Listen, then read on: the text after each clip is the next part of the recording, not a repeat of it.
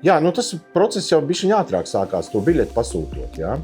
Biļeti pasūtot, tad tur ir jāatzīmē, ka tur cilvēks ir ratiņkrēslā vai cilvēkam ir ratiņkrēsls ar aklamatoru baterijām. Ja? Ir vieglāk to visu sakārtot, tad viņi uzreiz automātiski biļetē redz, cilvēks lido trešdien, 10:00, ja? Jāsāk reģistrācija, uzreiz ir palīgi, ja? Jautā, vai tev vajag palīdzēt līdz iekāpšanai.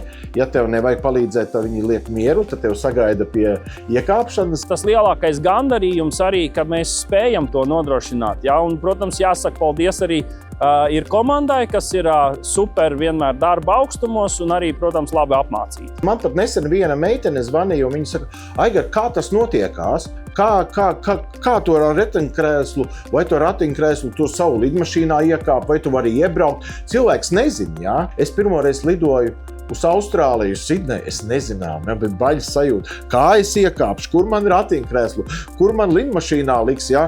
Kā uz labierīciem, tas vispār bija melna bilde, bet es tam visam izgājis cauri, tagad liekas bez problēmām. Vajag te gribēšanu.